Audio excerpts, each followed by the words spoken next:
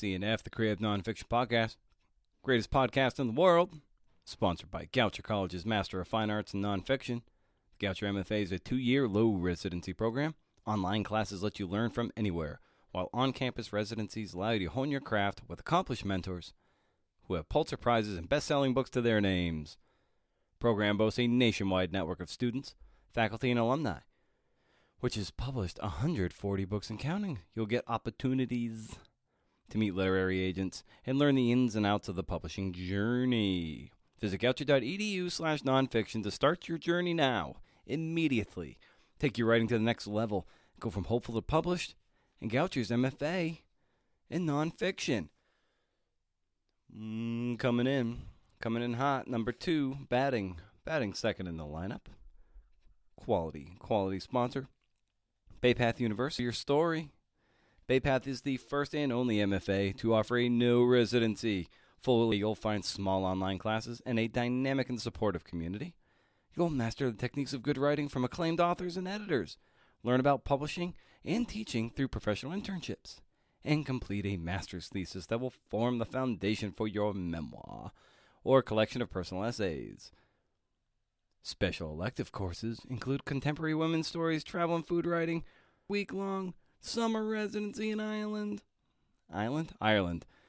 with guest writers including Andre Debus III, Anne Hood, Mia Gallagher, and others. Start dates in late August, January, and you're going to find out more at baypath.edu/MFA.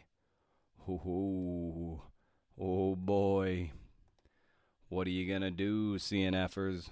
What are you gonna do? Plug in your axe, man, and let's jam.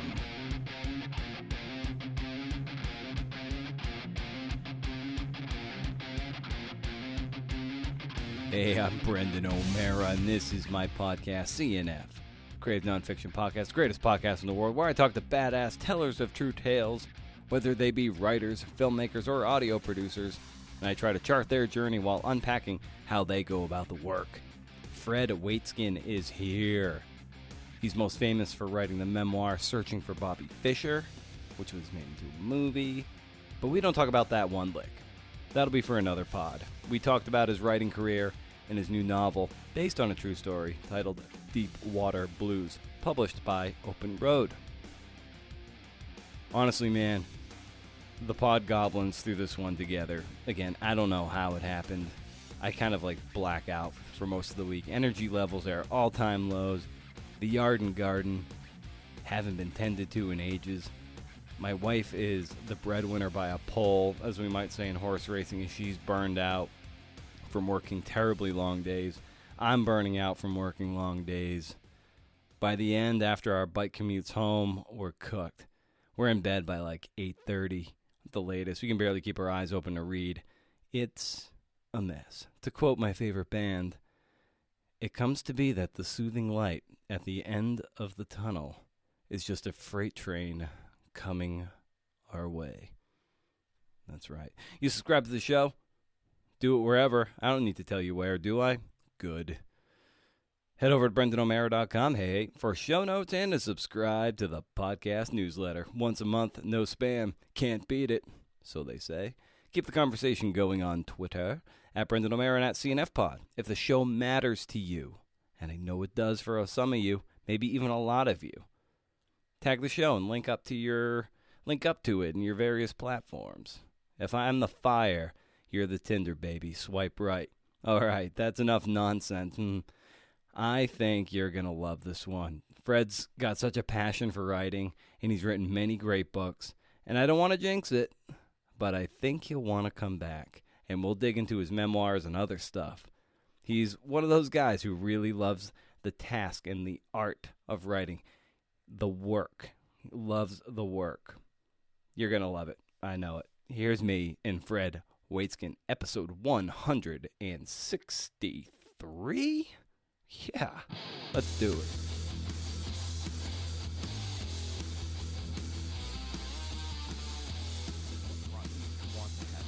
Really have to tell this story in Deepwater Blues. That's a story in itself. I started, I'm a fisherman. I've been a lifelong fisherman. I have an old boat, 40-foot Hatteras, which is 40 years old. It's kind of like a member of my family. And I've been fishing in the islands, the Bahamian Islands, for my whole life. Because before I had my boat, my dad had a boat, and I've always been a fisherman and a writer. About 25 years ago, we were exploring in the southern Bahamas, really off the beaten track, almost as far south as you can go before hitting the Turks and Caicos. And we discovered this island that it's just absolutely gorgeous. It was very unlike Bahamian Islands, which are typically flat and arid. And this one had beautiful vegetation, and it was mountainous, and there weren't too many people. Had wild animals, wild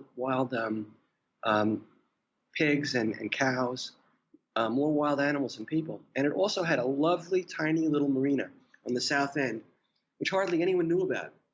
It was mostly frequented by sportsmen that came from Florida, a lot of celebrity sportsmen like Mark Messier, the hockey player. Jackie Onassis used to go there. And it was pretty much unknown. It was just this tiny little place, and 15 boats would show up, and the fishing was insanely great. It was pristine. And I started fishing there.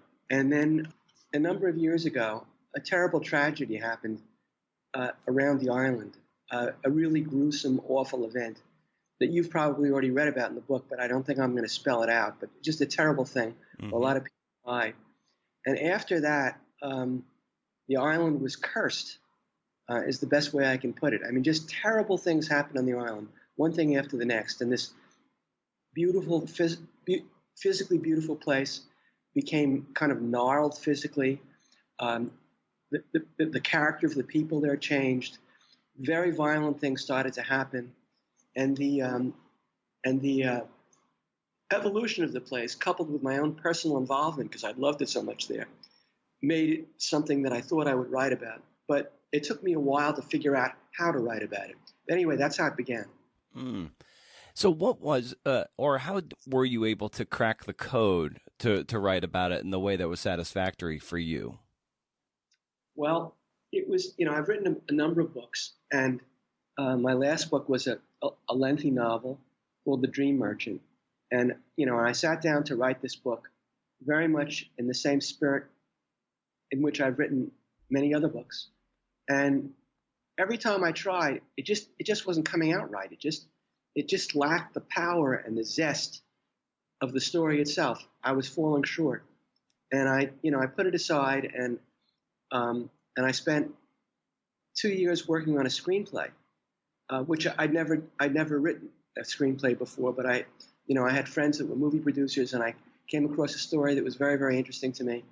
And I threw myself into this new medium, and I learned how to do it. I worked with a screenplay writing coach for a month or two, and I learned the basics of screenwriting.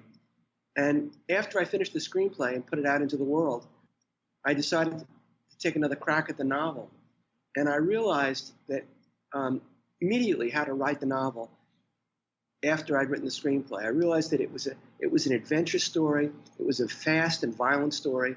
I had to write it in that spirit. No lengthy paragraphs, no complicated ideas. It had to be short sentences, no flashbacks. It had to just move like a great movie. And with that understanding, it virtually wrote itself. I wrote it in 10 months. I love that you stepped away from it in such a way that and then tried a different discipline, and that's what that's what freed you. And I think it's so important for artists and writers, whatever your discipline is, to kind of get outside of your chosen trade and draw inspiration from a different kind of craft. And oftentimes it does. It recolors and re-inspires you and gives you that momentum to finish the thing that you were kind of stuck on, right?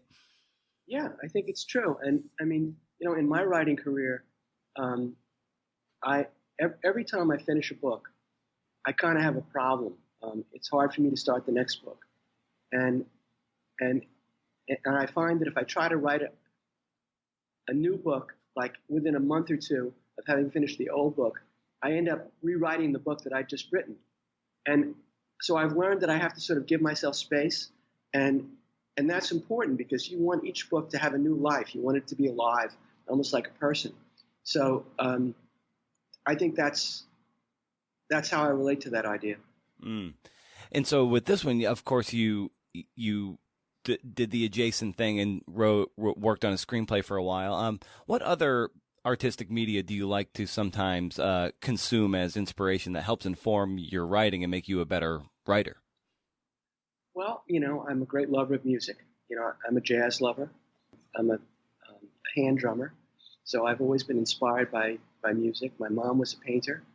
And in fact, if we were looking at visual Skype right now, you'd be in my office in Manhattan, and my office is surrounded by the sculptures of my mother. My mother was a great artist and sculptress, and her work is in museums all over the world. I love art. I guess I'm pretty much a lover of the arts. The odd thing I would suppose about my relationship to writing that might seem a little off the beaten track is that starting from a very, very young age, writing and fishing have always been linked for me. And I think the reason why that is because when I was 13 years old, my mother put a copy of Life magazine in front of me, which had the original version of Ernest Hemingway's Old Man and the Sea. And I read that when I was 13 years old, and I fell in love simultaneously with his prose style, the rhythm of his sentences, and with this idea of going into the ocean and finding great fish. And so fishing in the ocean, I'm a boat captain. I've been a captain for most of my adult life. So that juxtaposition has always worked for me as a writer, which isn't to say that I've written about boating and fishing very much, because I haven't. But somehow it's baked into my lifestyle. When I work on a book, to get away from my office, from the routine of writing every day, I get out on my boat, I go to sea, I fish, I come back, I go to work. So that kind of juxtaposition fuels me. Mm. Yeah, and your mother was a very committed artist too. Like she was very, she treated it like work. In the research I've done, like she was very strict about her discipline around her work and her painting and sculpting. What did you learn from her? What it takes to be a disciplined, regimented artist to get creative work done?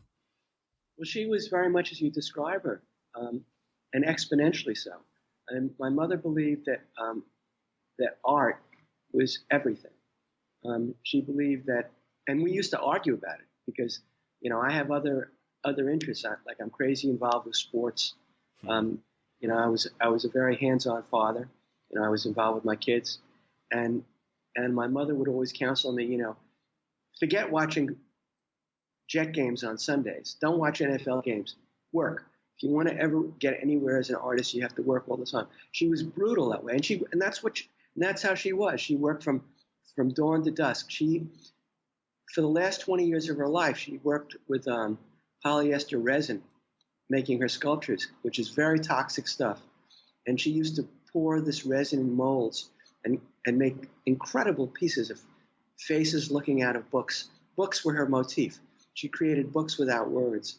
And she used to pour this resin into molds, and then she'd put it at the foot of her bed so that when she woke up in the morning, she could see these faces with a fresh eye. But the problem was that they were toxic all through the night in her bedroom.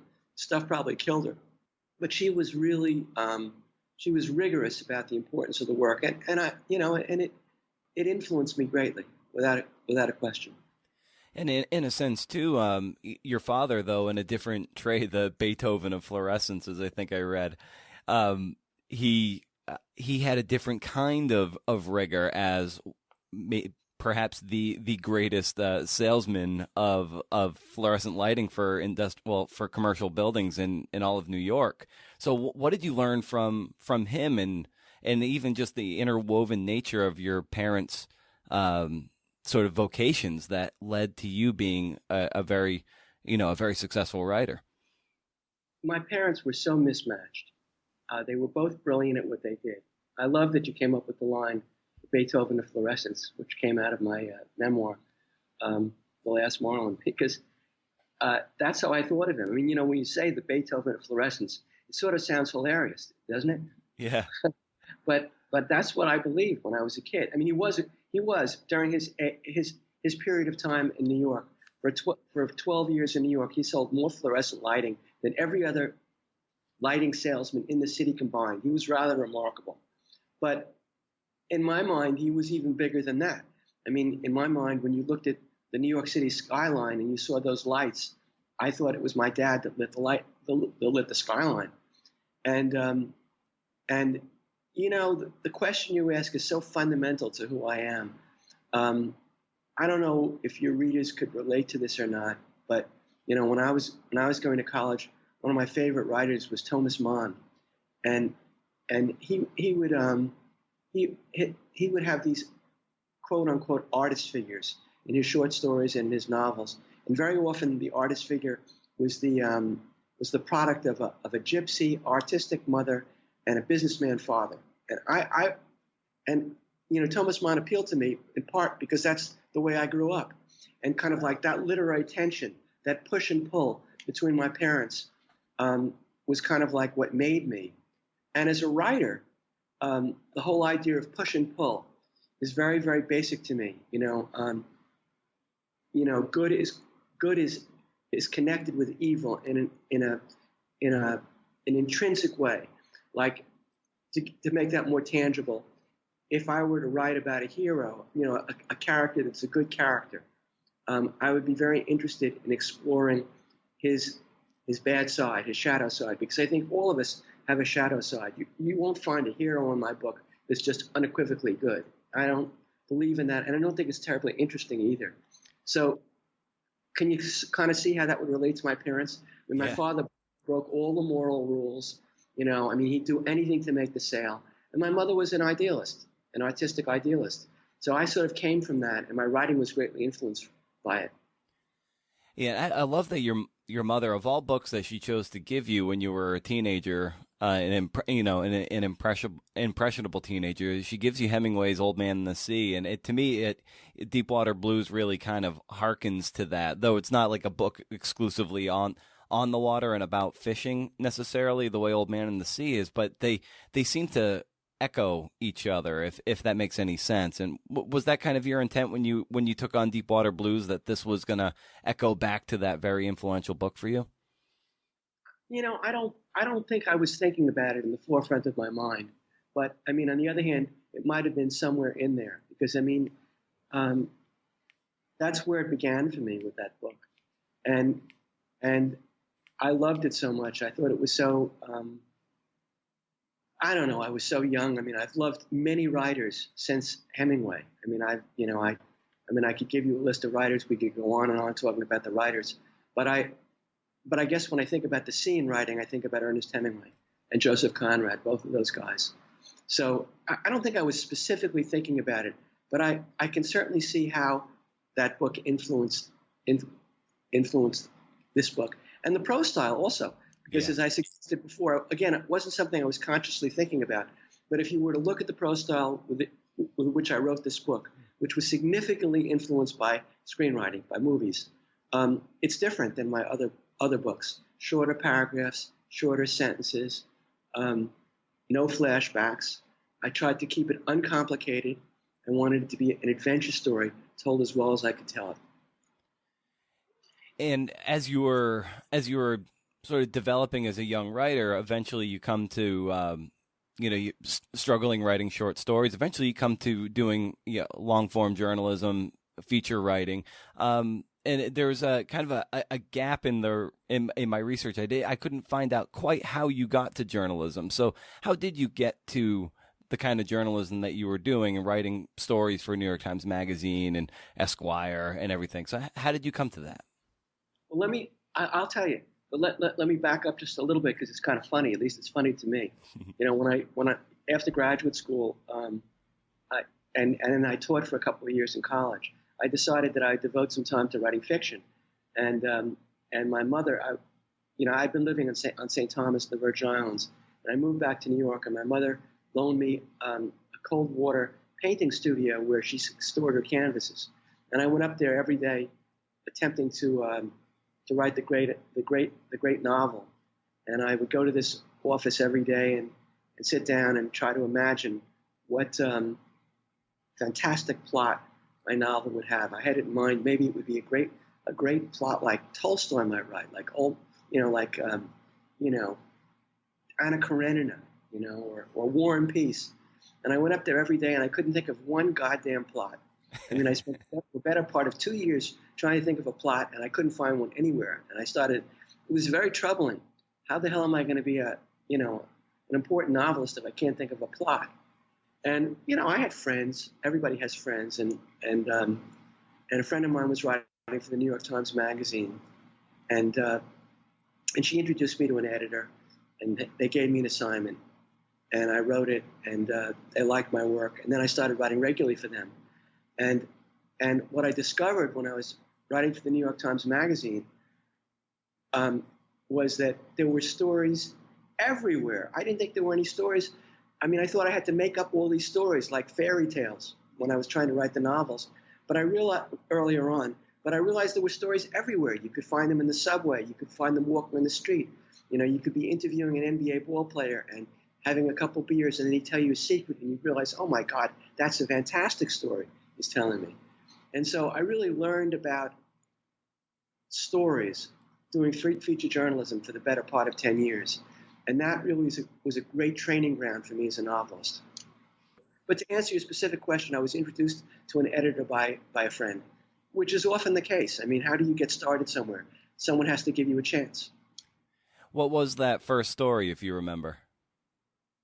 The first story, this is hilarious. This is also kind of a funny story. The first story was about being a sports fan.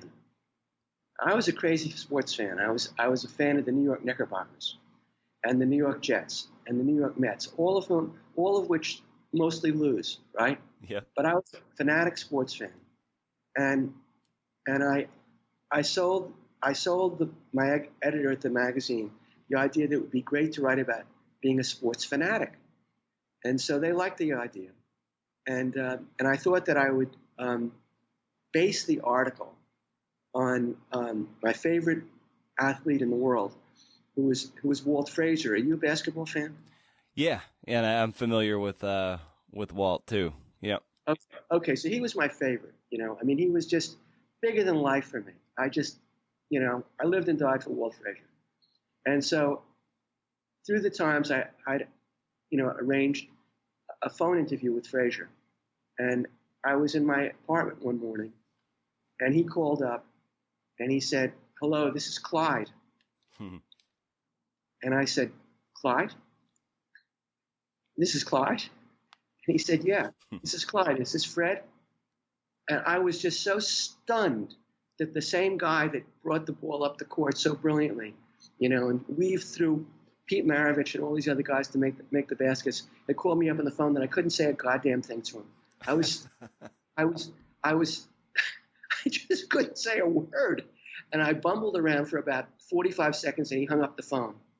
And the article was a disaster. And honestly, in 12 years of feature journalism, I think it's the only article I ever wrote that didn't get published. My first article, because I was too tongue-tied to talk to Walt Frazier.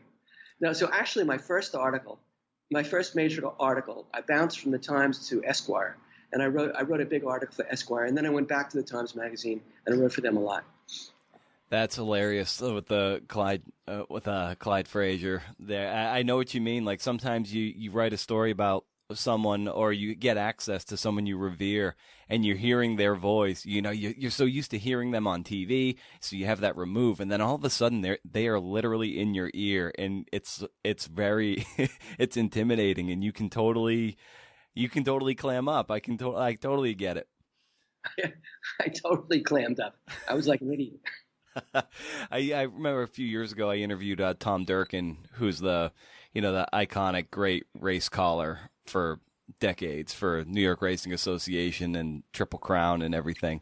And just to hear that voice coming through my phone, I was like, this is so freaking cool that I'm hearing Tom Durkin coming through my phone. Yeah, well, that's what it was like. Yeah. And so I loved, there's this one part, you said that doing journalism, you learned the importance of story in story. And I was wondering if you could elaborate on that, because I really liked the ethos of what you're getting at there. Well, when I started writing the short stories, during that period of time that I was in my mom's cold water flat, first of all, I couldn't think of any great stories. And secondly, I wasn't sure what a great story was. And I mean, the only kind of things that were occurring to me as stories during that tortured time, working in that freezing cold place, were my dreams. Sometimes I would have these dreams, and some of them were morbid. They were interesting to me, and I would write them up as little short stories, and I would send them out to literary magazines like the Transatlantic Review and the Paris Review, and very occasionally one of them was published, but for the most part they were rejected. And I couldn't figure out why, because I figured those were the stories that I had. But but later on, starting from when I was writing for the magazines and then afterwards when I started writing my books, I realized how tremendously important stories are.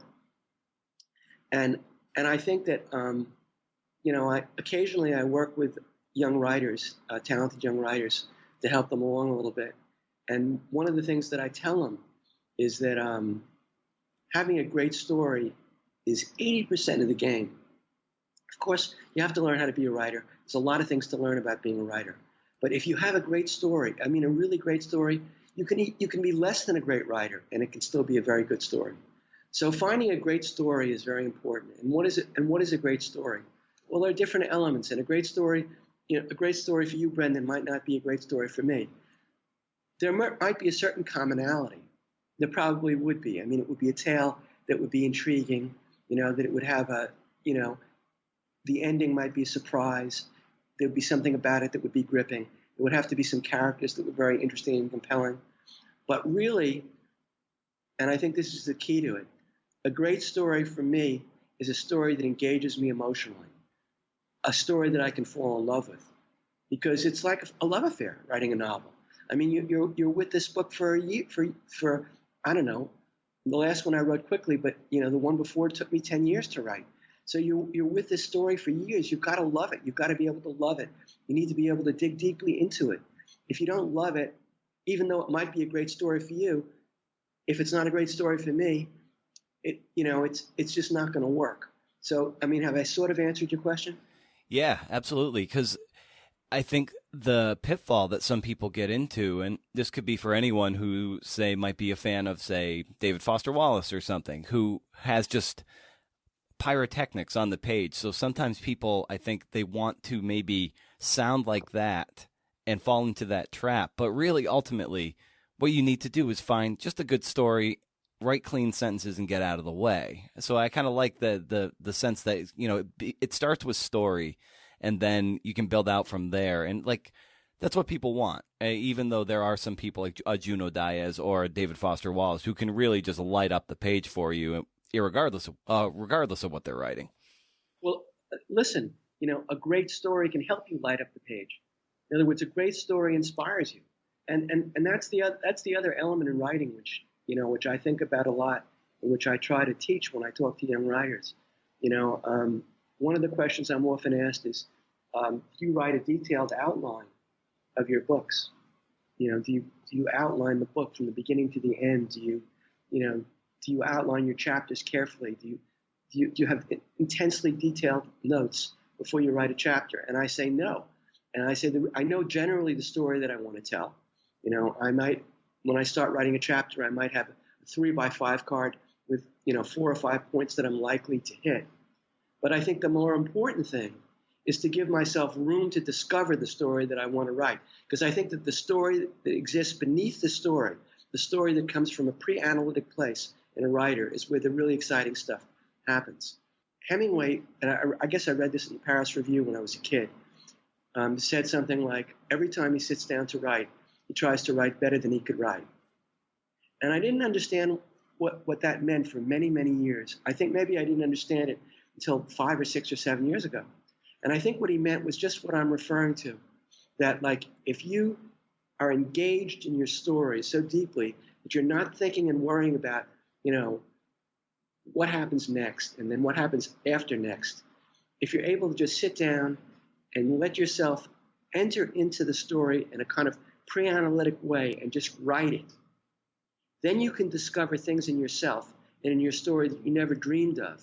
But if you try to wedge yourself into a tight outline of everything that you're going to say, the greatness that you might have in you, you might never have a chance to actually access.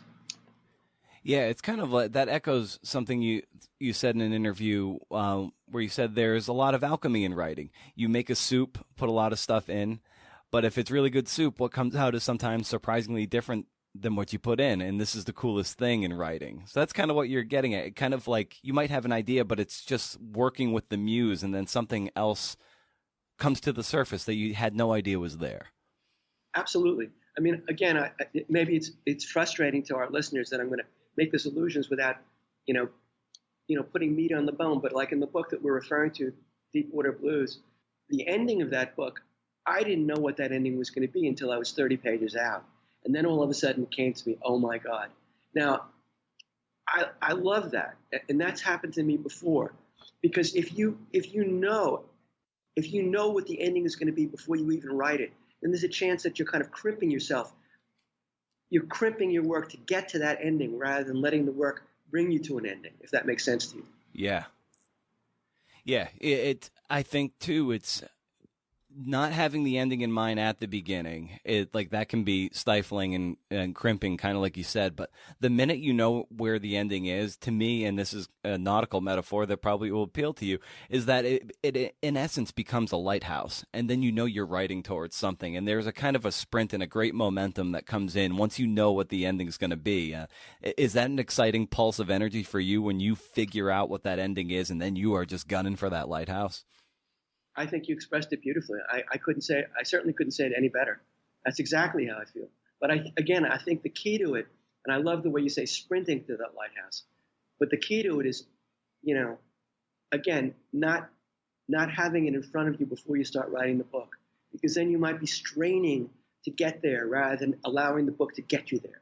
And in this, in Deepwater Blues too, it's based on a true story also, but it's technically a novel or a novella. So when you were sitting down when you wanted to take on this story and begin the love affair with this book, what was the dialogue you were having within yourself, thinking like, should I tell this as maybe a piece of narrative journalism, or should I tell this more as a novella that's just based on some pretty concrete things I experienced? No, I knew I wanted to write it as a novel because I knew I wanted to play with the story. I knew I wanted to take liberties with the story. And what was interesting about it, there were a couple of elements in the construction of the book that I think were at least fascinating to me. Having just read the book yourself, you'll know that there are two movements in the book. There's the history that takes place on the island, and then there's the voyage to the island that I take with these three guys that aren't experienced seamen, right? Mm-hmm. The latter of those two weren't part of my construction in my mind before I started writing the book. What I knew is that I needed to go back to the island in order to fill out the story in my mind. In other words, I had a general idea of what happened there, the tragedy that took place, but I knew I had to go there again so that I felt it viscerally and that I understood fully the story that I wanted to tell. What I didn't understand was that the trip to the island itself would become a part of the novel. And that speaks to another element in story writing, at least that exists for me. Whenever I write anything, I always look for the second story. I think even if you have a great story, it can tend to flatten out if you just stay on top of it. If you just stay on top of one story for page after page after page, no matter how good it is, it can tend to flatten out. It's very hard to keep the energy of it alive. But if you're bouncing between two stories that kind of serpentine around one another, then you can develop a great synergy and something great can happen. And in this particular book, again, I didn't know what the second story was before I started writing the book. But once I took that trip to the island, the trip to the island was so filled with intrigue and ideas and danger, that I knew that juxtaposition would be what made the novel successful. Mm. And the story largely takes place, of course, on an island, and it got me thinking about the choice that you made for the setting of this story. And of course, since it's rooted in some true elements, then in a sense that was kind of dictated to you. But of course, you could have very well maybe just made this in Fort Lauderdale or something, or on one of a coastal city on the mainland. So I was wondering, like, since it takes place on an island, like, how does place and setting for you inform the story you're telling and become a character unto itself? It's very important. You know, I think that in fiction, this is kind of like an obvious paradox. Truth is hugely important in fiction. Now, in my last book, The Dream Merchant, the last third of the book takes place in the Amazon jungle, in a gold mining, in south of the city of Manaus, in Brazil. There's a lot of illegal gold mining that's taken place over the last 30 years, and these gold mines in the jungle are extremely dangerous places because, vast amount of money are being pulled out of them, and there are bandits that try to take over. Each of these little gold mines have like a private army to defend them, and one army is trying to take over other armies, and these mining situations are in the middle of the dense jungle, and it's surrounded by jaguars and snakes, and I mean, there's a million ways to die in this part of the world. It's very, very dangerous part of the world. And I knew in order to write it successfully, I'd have to go there. I traveled there with my son, and we spent 5 weeks in the Amazon, just smelling the place, listening to the jaguars at night, seeing it, taking notes about it.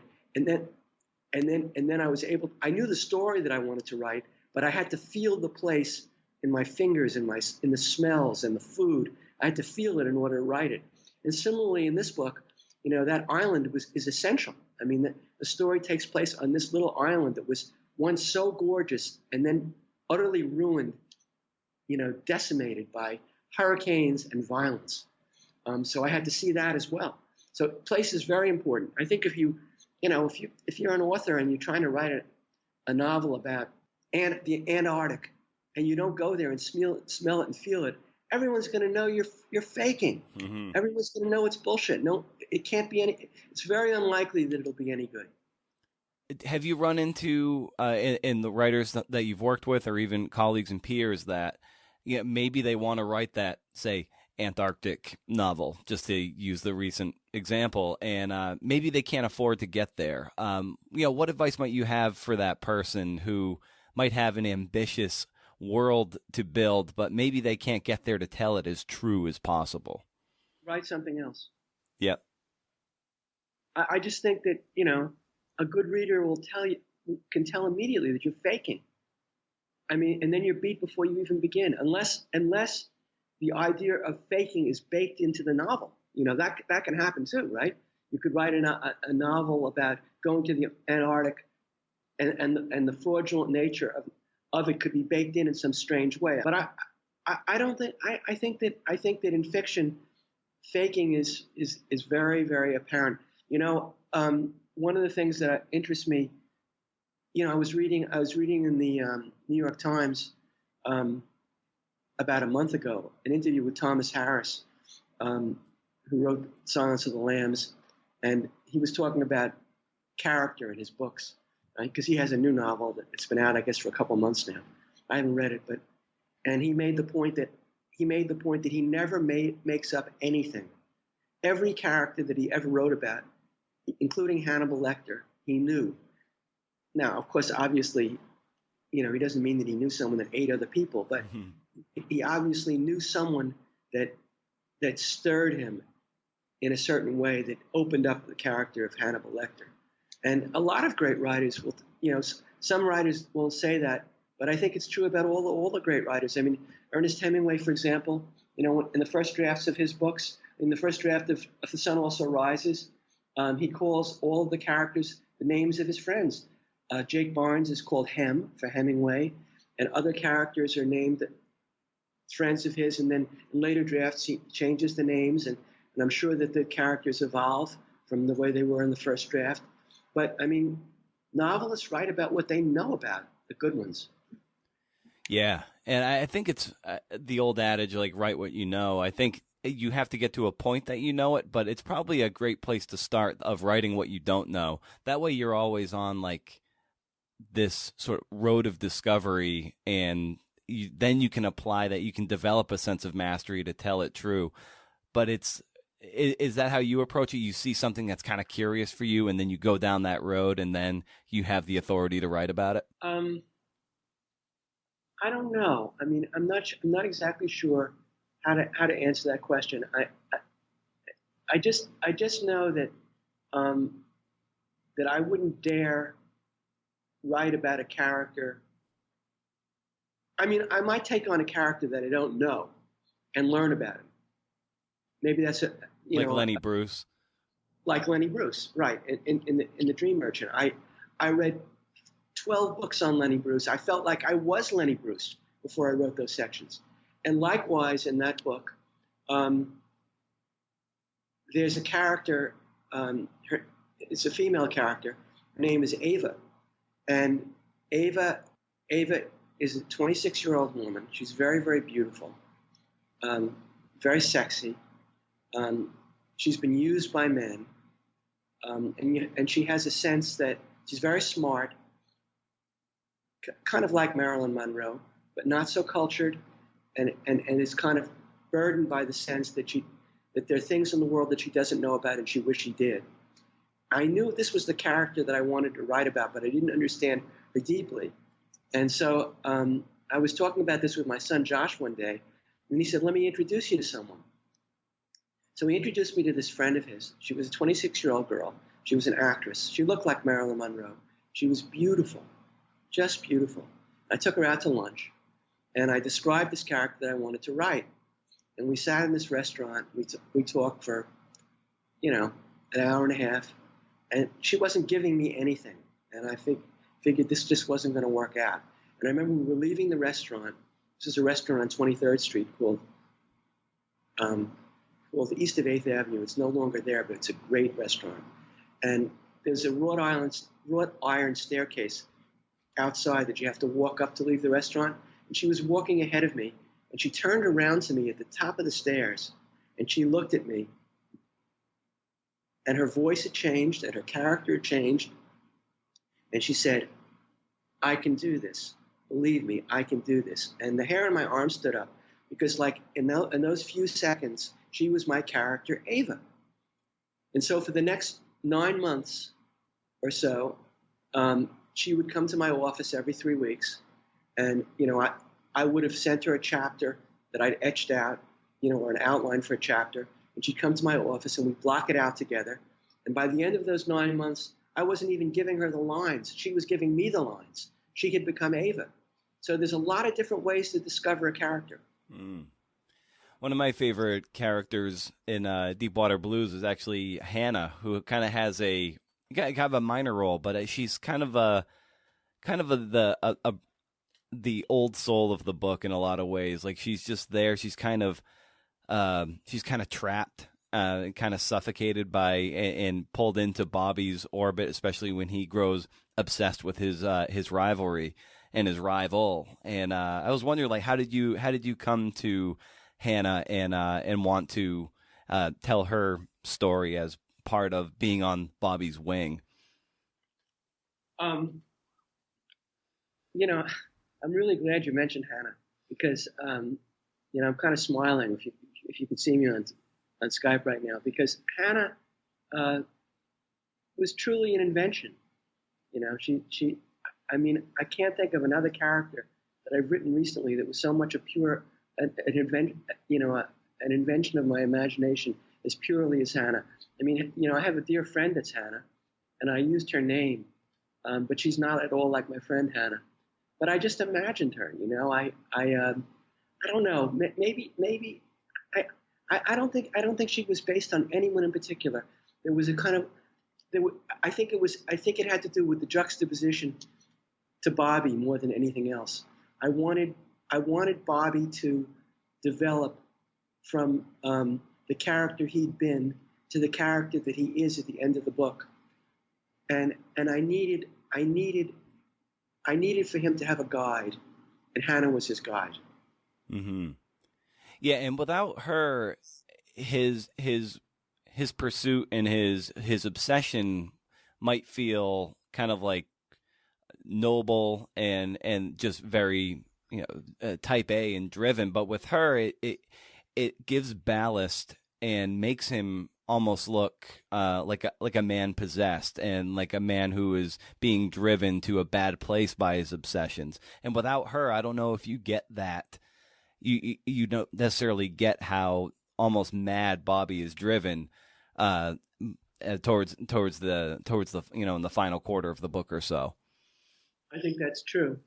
I think that's definitely true. But she also opens doors for him. Mm-hmm. I mean, Bobby is, there is a real Bobby, and Bobby's an extremely charismatic and interesting guy. Apart from the book, I think I draw him very much as he is, but he's a fascinating guy. But if you were sitting and talking to him, if you were interviewing Bobby, I think he would tell you flat out, "I'm a pirate," and what he means by that is that he has a dark side. And I think Hannah opened doors for him. I think she showed him a way to live a different life and to aspire to values beyond anything he'd ever conceived of before he knew her. Mm. And where do you feel, and you can tie it into this book or any of the books you've written, where do you feel most alive and most engaged in the entire process of bringing a book from idea to its final ideal, if you will?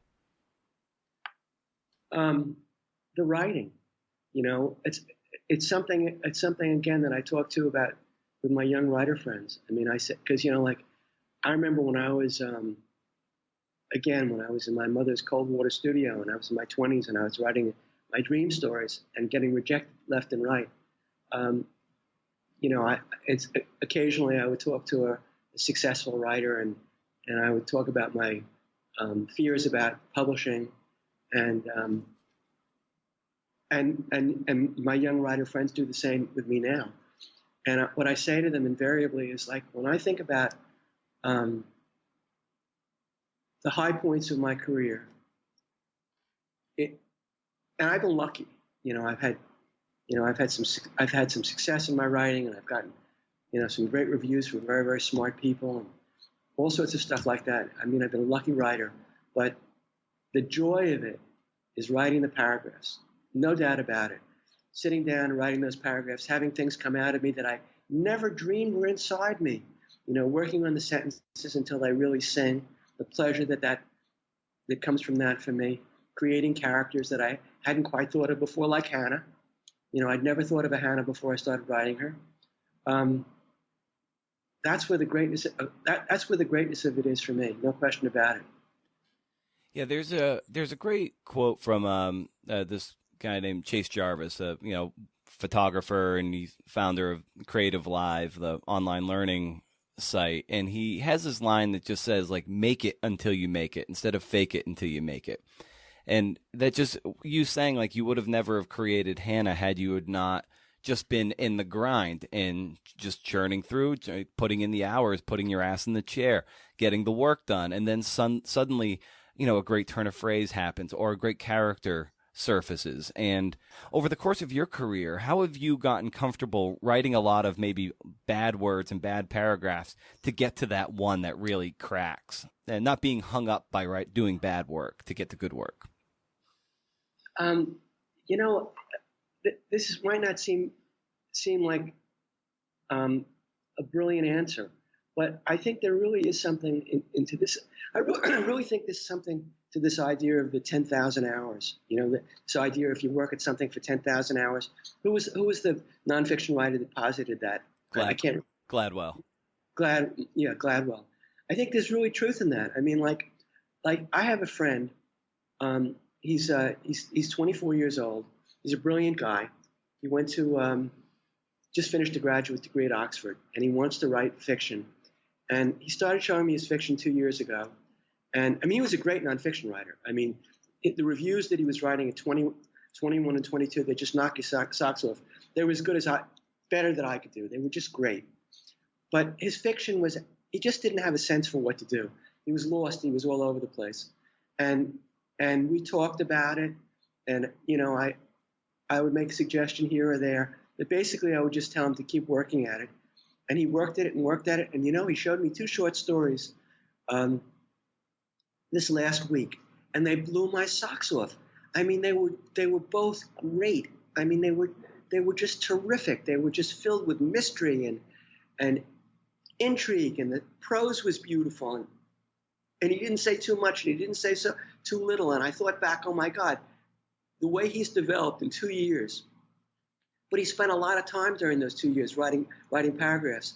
And I think that you just can't escape that. I mean, you could have the greatest writing teacher in the world, and you have to put those hours in. And for some of us, I wasn't good at having teachers. I mean, you know, I was a blockhead in that sense. Like when people made suggestions to me about my writing, I tended to be very defensive. So, which probably hurt me in retrospect. But what didn't hurt me was spending a lot of time writing paragraphs and getting better at it. Yeah, and how important is it for you to mentor and coach younger writers? I don't know how important it is. What I mean by that is, like, I don't formally teach creative writing courses. I might have, but I've chosen not to do that. But sometimes, from time to time, a writer comes to me and asks me for some suggestions, and I end up working with them for a while. You know, I'm working with a friend of my son's who's not a young writer. He's in his 40s, and he's writing a first novel, and it's brilliant. It's brilliant, and I'm so inspired by his development. And so, you know what it's a little bit like being a father, I suppose. You know, I mean, sometimes I think I might have been a creative writing teacher and loved it. It just isn't my path, but it's very exciting when I do it. And earlier you mentioned that when you were coming up and kind of struggling, getting your toehold, and you had some conversations with who you deemed as successful writers when you were coming up. Who were those people, and what kind of questions were you asking of them to develop yourself better? You know, I don't have a satisfying answer for this because, like, I'll tell a story without naming a name because I just wouldn't want to do that. One of my favorite short story writers, and I think he would be recognized as one of the greater short story writers of the 20th century. I admired him so, and I wrote to him, and and one night we had dinner together at an Italian restaurant in the village, and we talked for 2.5 hours, and we talked about writing. And I was so excited to meet him and discuss writing with him because I admired his story writing so much. But when we talked about writing, he seemed completely flat to me. You know, we talked for 2.5 hours, and I didn't find anything that was helpful to me. But maybe this is me. You know, I mean, again, as I say, like, I think some people are sponges for learning in that way, and other people have to do it themselves. You know, in my writing career, I've always kind of played this game with myself. I mean, I live in New York. I mean, there's a gazillion writers in New York, famous writers, writers that haven't been so successful. And I've always sort of like adopted the illusion that I'm the only one here writing articles and writing essays and writing books. It's very comforting for me to be that way.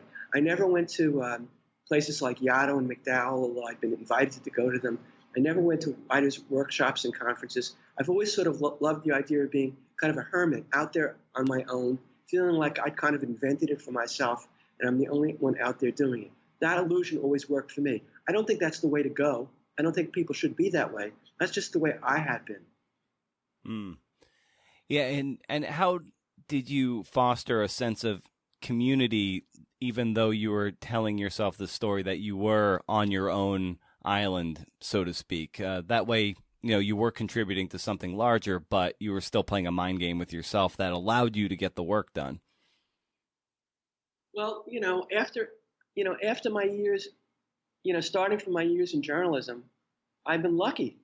I was able to publish my work in very good places, and and I and I built an audience, and I've had I don't mean maybe I've kind of misrepresented myself a little bit. I have a few friends that have been wonderful writers, and I've loved them, and we've talked about writing, and we've been helpful to one another.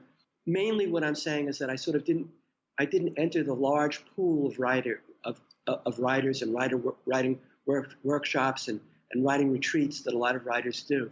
But I've had friends that are artists and writers, and I've been part of the community, at least on the edges of it.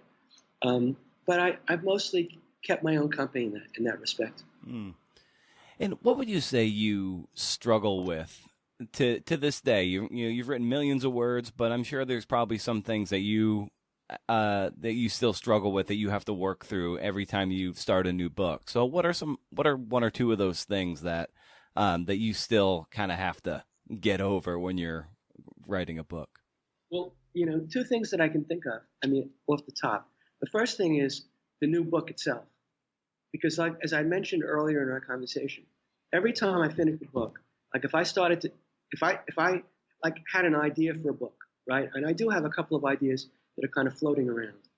But if I started writing one tomorrow, I think what I would start doing is, as strange as this might sound, is writing paragraphs very similar to the paragraphs that I wrote in Deepwater Blues, because that book is still running through my mind.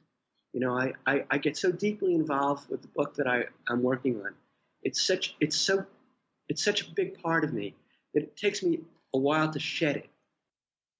I've always looked with confusion and envy at other writers that move from one book to the next.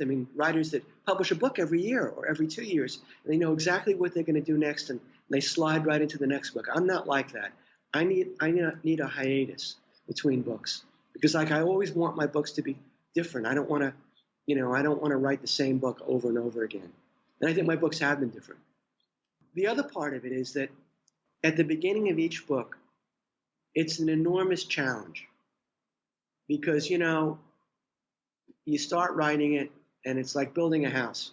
You start with the foundation, and you put one brick down, and then another brick down, and you look at it and you say, listen, am I going to be able to pull this off? Am I going to really be able to build this whole house? Is this going to work? Is it going to fall apart? You trouble about that. I don't know if all writers do, but I do. And then you catch a rhythm and you just go with it. And it's it's like flying. It's exciting, but you worry. Can I pull this off? At least at the beginning of every book. It doesn't matter that you've written 6 books before. You're still starting at the beginning and wondering if it's going to work. Do you have a morgue of stories that or books you started and you're just like, the foundation of this is too rickety. I don't think I can pull this off? Early stories. Not so much in the last 25 or 30 years. Mm-hmm.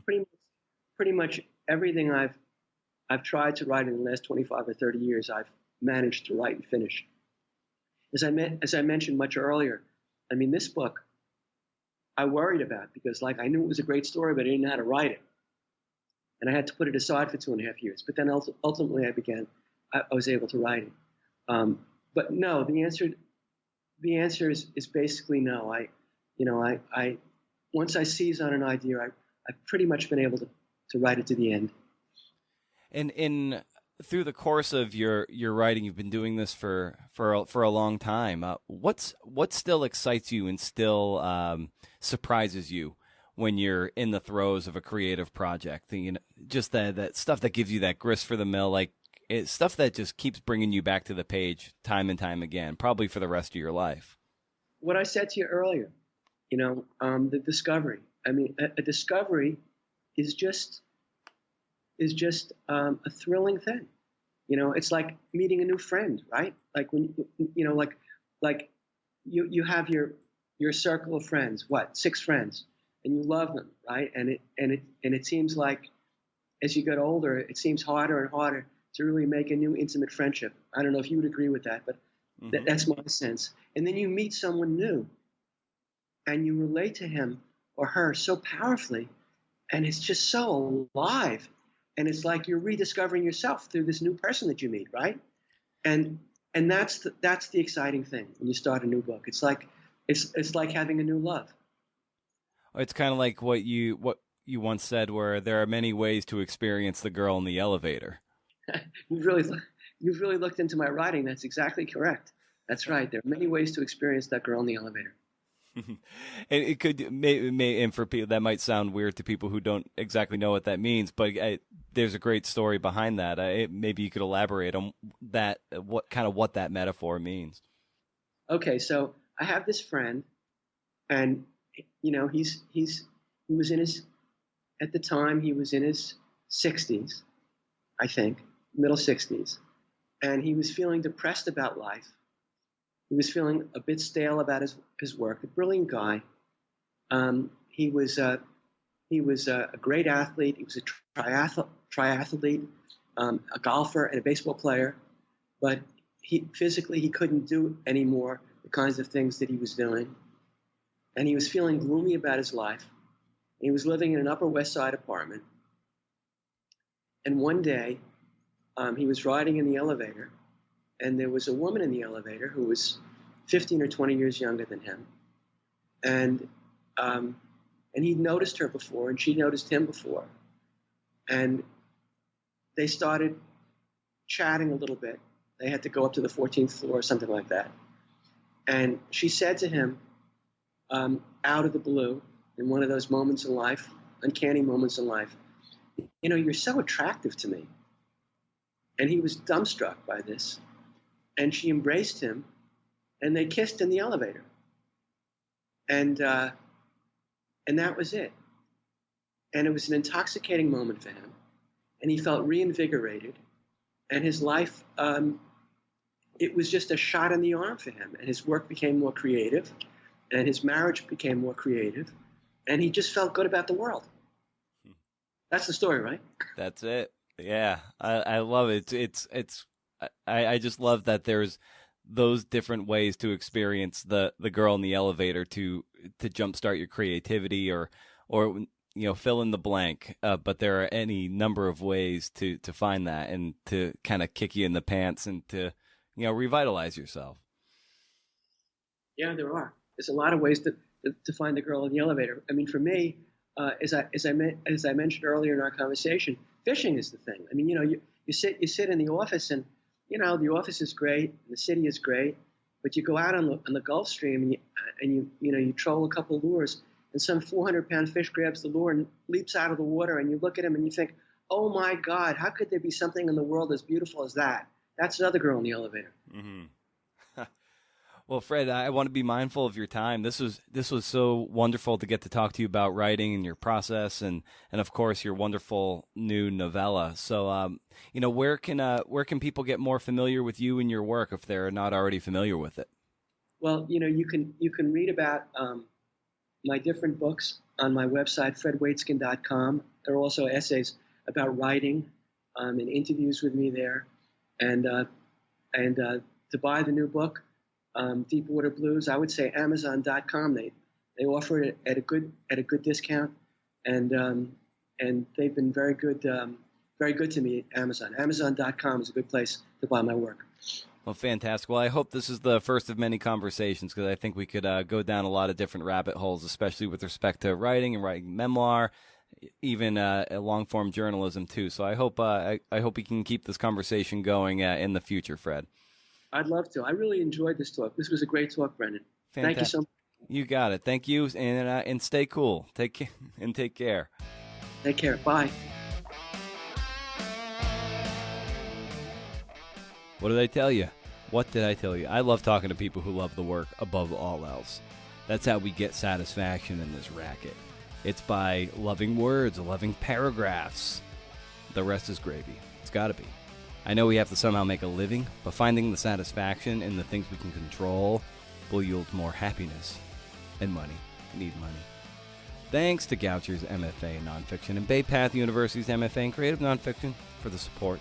Remember, keep the conversation going on Twitter, Instagram, Facebook, email. Share the show. This only grows if it matters to you. If you're feeling kind, consider leaving a review on Apple Podcasts. That's it. That's what we do here. Got any questions, concerns, you know where to find me. Ping me on social. You can email the show or email me. It's all going to the same place. And you know what? That is going to do it. That is it, everybody. Like I always say, if you can do, interview. See ya.